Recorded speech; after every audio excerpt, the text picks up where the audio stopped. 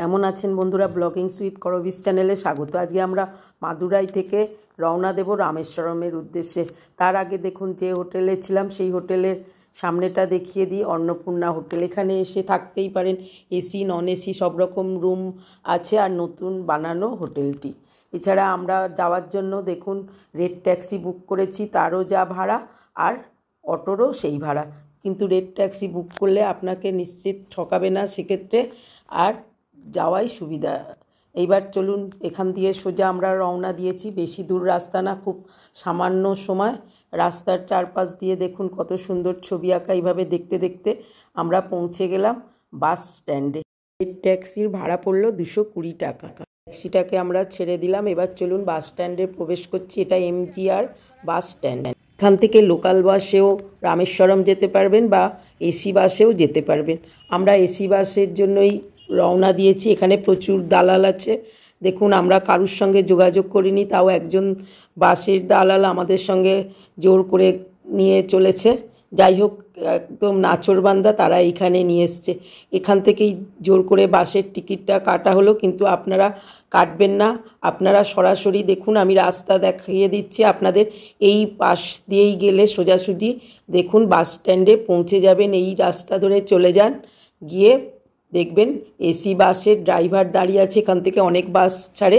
আপনি জিজ্ঞেস করলে কোন বাস রামেশ্বরম যাবে, তারা কিন্তু বলে দেবে। এই বাসে আমরা উঠেছি। এখন মাঝামাঝি সামনের গেটের কাছে একটা সিটে দেখে আমরা 4টে সিট নিয়েছি। 180 টাকা ভাড়া, আর আমাদের লাগেজ রাখার জন্য 10 টাকা করে ভাড়া নিয়েছে। এছাড়া কিন্তু যেহেতু আমরা ওই দোকান থেকে টিকিট কেটেছি, আমাদের কিন্তু আরও 50 টাকা করে এক্সট্রা কেটে নিয়েছে।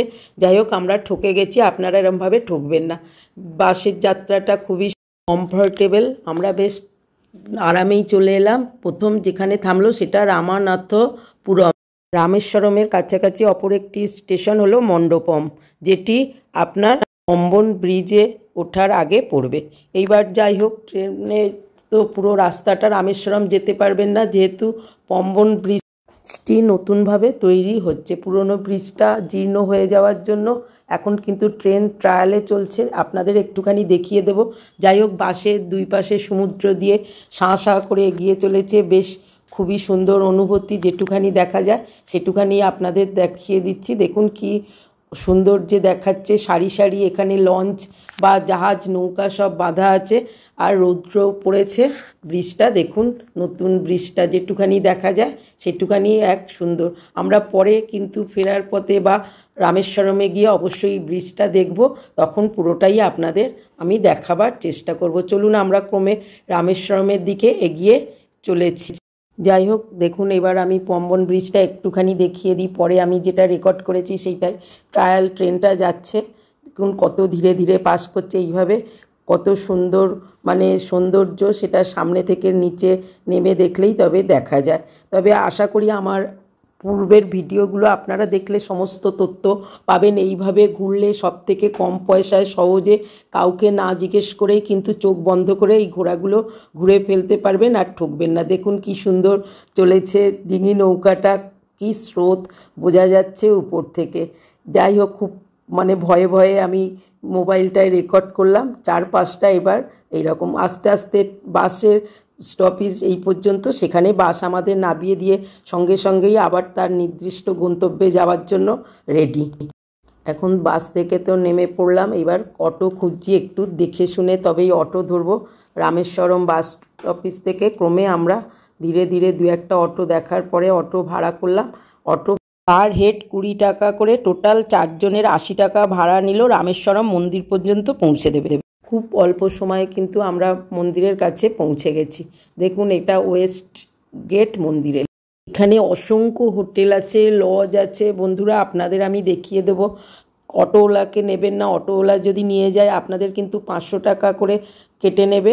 সুতরাং আপনারা নিজেরাই গিয়ে রুমটা দেখে নিন। এই পর্যন্তই অটো, আর কিন্তু অটো যাবে না। এক জায়গায় লাগেজটা রেখে এই রোড ধরে হোটেল দেখতে থাকুন বা মন্দিরের পাশে চলুন। যেভাবে আমি ঘুরেছি সেভাবে দেখাবো। এখানে আমাদের লাগেজগুলো রেখে সবাই হোটেল দেখতে গেছে। এই ফাঁকে আমি একটুখানি আপনাদের দেখিয়ে দিলাম এই জায়গাটা।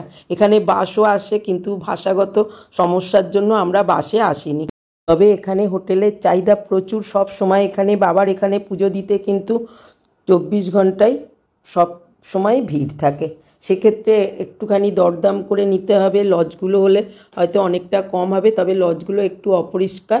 আমরা এই হোটেলটা নিয়েছি, দেখুন পরে দেখিয়ে দিচ্ছি হোটেলটা। এখন হোটেলের রুমগুলোর মধ্যে প্রবেশ করছি। দেখুন আমাদের হচ্ছে এসি সহ রুমটা 1200 টাকা নিয়েছে। অফ সিজন ছিল, নাহলে কিন্তু পিক সিজনে এটা 1500 টাকা মতো ভাড়া। যাই হোক, রুমটা কত সুন্দর, অসংখ্য এলইডি লাইট আছে, এসি আছে, পাখা আছে, সব কিছু বেশ, রুমটা বেশ ঠান্ডাও আছে, আলমারি আছে, বসার চেয়ার আছে, সুতরাং বেশ সুন্দর ছিমছাম গোছানো। এখানে 3 জন ভালোভাবে থাকা যাবে। দেখুন রুম থেকে আমাদের রাস্তাটা পুরো দেখা যাচ্ছে। আমরা একটু রেস্ট নিয়ে এবার চলেছি মন্দিরের চারপাশটা ঘুরে দেখাতে। তার আগে আমরা একটু খেয়ে নেব। টুক করে দেখেছেন বাসগুলো আসছে। এইবার যে হোটেলটায় খেতে এসেছি চলুন, সব মেদিনীপুরের এখান থেকে সমস্ত কাজ করতে এসেছে, সুতরাং ভাষাগত সমস্যা নেই। ফ্রায়েড রাইস, প্লেন রাইস নিয়েছি, এটা আলু ভাজা নিয়েছি, অসংখ্য জিরে দেওয়া। কিন্তু ওদের থালি আপনি খেতে পারবেন না, হয়তো চেষ্টা করে দেখতে পারেন। এই ফ্রায়েড রাইসটা কিন্তু বেশ ভালোই খেতে। আমরা সেই জন্য ফ্রায়েড রাইস, তড়কা ডাল, আলু ভাজা, পনিরের কারি, টোটাল আমাদের এইগুলো দিয়ে কিন্তু পার হেড এইভাবেই নিয়ে আমাদের খাওয়াটা কমপ্লিট করলাম দুপুরের লাঞ্চ। রান্নার রেসিপিগুলো বেশ ভালোই টেস্ট আছে, মুখরোচকও বটে। সুতরাং এইভাবে লাঞ্চ শেষ করে আমরা বিল মেটালাম। ঘরোয়া বিলেই আমাদের কিন্তু দুপুরের লাঞ্চটা সারলাম। টোটাল 4 জনের ভেজ লাঞ্চে পড়েছে 470 টাকা। যাই হোক, ভেজ অথচ বেশ রান্নাগুলো ভালো, সেই জন্য কোনো অসুবিধেই হয়নি। এইবার চলুন রেস্টুরেন্টটার নামটা দেখিয়ে দিই, আপনারা এখানে এসে খেতে পারেন বাঙালি স্বাদের খাবার, এখানে বেশ ভালো। চলুন বন্ধুরা, লোকাল সাইট সিন যেগুলো দেখতে পাবেন সেগুলো বলি। প্রথমেই আছে বিখ্যাত রামেশ্বরম শিব মন্দির।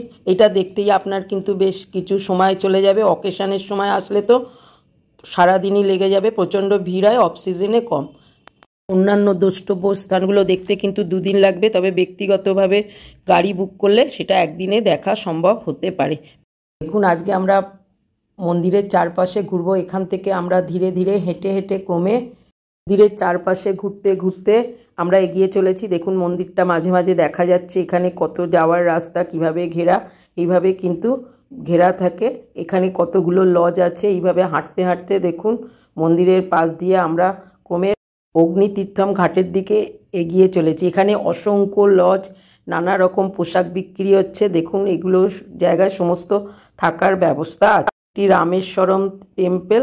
দেখুন এবার আমরা চলে এসেছি অগ্নিতীর্থম ঘাটে। বন্ধুরা, এখানে বিশেষ একটু দ্রষ্টব্য আপনাদের না জানালেই নয়, তা হলো রামেশ্বরম আসলে একটি দ্বীপ, যা পাম্বান ব্রিজ বা ইন্দিরা সেতুর দ্বারা মূল ভূখণ্ডের সঙ্গে যুক্ত।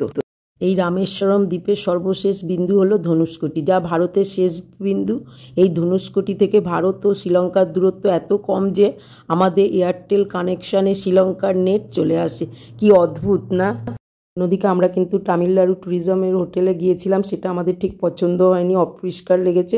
সেই জন্য আমরা মন্দিরের কাছে থাকার জায়গাটাই বিশেষভাবে পছন্দ করেছি। এই রামেশ্বরম হলো বিষ্ণু তীর্থের 4টি ধামের মধ্যে একটি। অন্যদিকে 12টি জ্যোতির্লিঙ্গের মধ্যে একটি জ্যোতির্লিঙ্গ কিন্তু এই রামেশ্বরমে অবস্থিত। ভারতবর্ষের কেবলমাত্র এই স্থানেই 12টি জ্যোতির্লিঙ্গের একটি এবং 4 ধামের একটি অবস্থিত। এই রামেশ্বরমেই রামচন্দ্র মহাদেব শিবের আরাধনা করেন। রামচন্দ্রকে বিষ্ণুর অবতার বলা হয়, সুতরাং এই স্থানের অপর নাম বিষ্ণু তীর্থ। রামচন্দ্র তার ঈশ্বর শিবকে আরাধনা করেন এই স্থানে, তাই এই স্থানের নাম রামশরণম বা রামেশ্বরম। এই রামেশ্বরম জ্যোতির্লিঙ্গ বা শিবলিঙ্গের 2টি কাহিনী কথিত আছে। এছাড়াও বলা হয় এই অগ্নিতীর্থম ঘাটে স্নান করে রামচন্দ্র রাবণকে হত্যা করার পরে পাপ মুক্ত হন ব্রহ্মহত্যার দায় থেকে, সেই জন্য এই স্থানের নাম অগ্নিতীর্থ।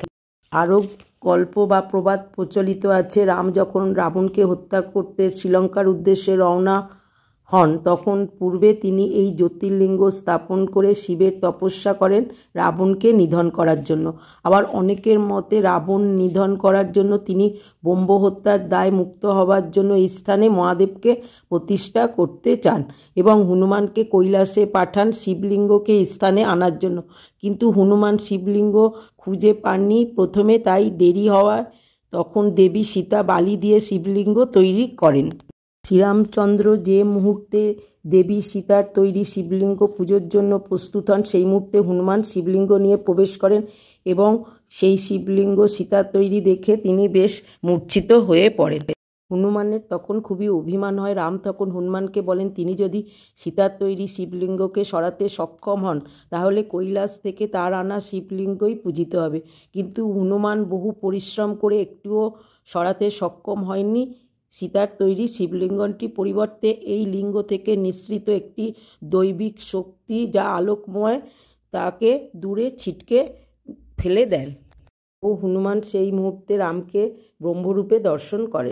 শ্রী রামচন্দ্র সেই সময় হনুমানকে কথা দেন, দুটি শিবলিঙ্গই এখন থেকে পূজিত হবে। হনুমানের আনা শিবলিঙ্গটি হনুমদীশ্বর আর সীতা দেবীর প্রতিষ্ঠিত শিবলিঙ্গটির নাম হবে রামেশ্বর। এই নামে দুটি শিবলিঙ্গ, তাই এই স্থানে আসলে দেখতে পাবেন।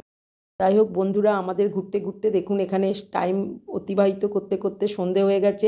এই সময় সুপার মুন, যেটা সমুদ্রের সঙ্গে আকাশের সঙ্গে মিশে এক নৈসর্গিক দৃশ্য, এত সুন্দর দেখুন, চোখের সামনে না দেখলে বিশ্বাস করা যায় না।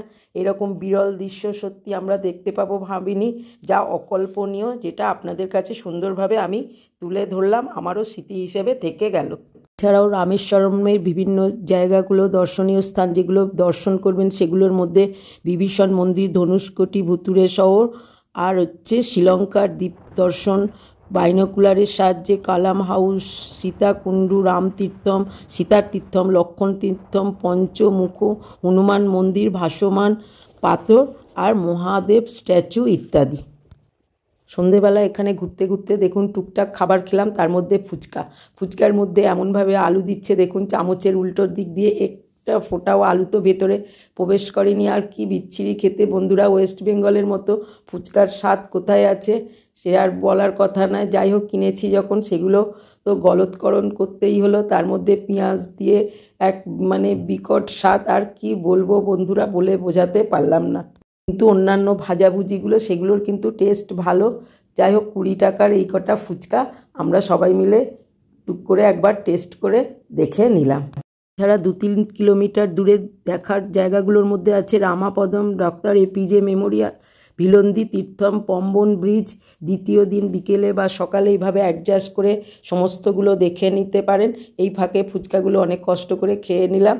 আর কি করব, দেখতে পাচ্ছেন মুখের অবস্থাটা, ভালো বলতে গিয়েও আর বেরোলো না। এখন চলুন, ফুচকা খাওয়ার পরে একটু মেজাজটা বিগড়েই গেছে, এবার অন্যান্য টুকটাক আরও কিছু খেয়ে এখন ঠিক করতে হবে রসনা তৃপ্তির স্বাদটা। চলুন বন্ধুরা, পরের দিন যেভাবে ঘুরবো, সহজে ঘুরতে পারবেন, সেইভাবেই আমি আপনাদের সমস্ত ভিডিওগুলো দেখাবো। এইগুলো আমরা টুকটাক করে কিনে খেলাম, এগুলোর টেস্ট ভালো। এবার রাতের বেলা হাঁটতে হাঁটতে দেখুন মন্দিরের আলো, অর্থাৎ মাঝে মাঝে প্রদীপ জ্বালানোর মতো লাইট জ্বালিয়ে রাখা আছে, খুবই সুন্দর দেখাচ্ছে, সেটাই আমি ক্যামেরা বন্দি করে নিলাম। মন্দিরের ভেতরের কিছু অংশ রাত্রিবেলা ঢুকে কিছুটা একটু দর্শন করার পরে আস্তে ধীরে এই রাস্তা ধরেই এগিয়ে চললাম। দেখুন আমাদের হোটেল থেকে মন্দিরটা দেখা যাচ্ছে, কত সুন্দর। এদিকে প্লেনও যাচ্ছে কত দূরে, সেটাও ক্যামেরা বন্দি হয়ে গেছে। সুতরাং এইভাবে আজকের দিনটা, যেদিন আমরা রামেশ্বরম পৌঁছালাম, কাটালাম, বেশ ভালোভাবেই কাটলো। মন্দিরটা কিন্তু একবার টুক করে ঘুরে এসেছি, অপূর্ব লেগেছে। পরের দিন যেভাবে মন্দিরে স্নান করে পুজো দেব, পুরো রামেশ্বরমটা ঘুরে দেখব, কত সহজে আপনারাও ঘুরতে পারেন আর সহজে পুজো দিতে পারেন, সেই তথ্যগুলো আপনাদের শেয়ার করব। সুতরাং আজকের মতো এই পর্যন্ত। চলুন, এখানকার ট্র্যাডিশনাল উৎসব পরের দিন যেটা হচ্ছে আমি একটু তুলে ধরলাম, আমাদের হোটেলের সামনে দিয়েই যাচ্ছে। এরকম কত সুন্দর সুন্দর দৃশ্য যে ঘুরতে বেরিয়ে আমরা দেখেছি, সে আর বলে বোঝাতে পারবো না। দেখুন ঠাকুরকে কিভাবে নিয়ে যাচ্ছে, খুবই সুন্দর, দেখে তো মন ভরে গেল। সেই জন্য মেন জায়গায় বা রোডের ধারে থাকলে এরকম অনেক কিছু আপনি চাক্ষুষ দেখতে পাবেন। সমস্ত বিরল দৃশ্য দেখুন, দেখে মন তো ভরেই গেছে। ঈশ্বর সবার মঙ্গল করুন। পুরো পরবর্তী ভিডিওটা দেখার জন্য আমার সঙ্গে থাকুন। আরও নানা রকম তথ্য আপনাদের আমি যা জানি সবই সুন্দরভাবে শেয়ার করব, যাতে আপনাদের চলার পথ খুব সহজ হয়ে ওঠে আর আমার ভিডিওর মাধ্যমে সব দেখতে পান।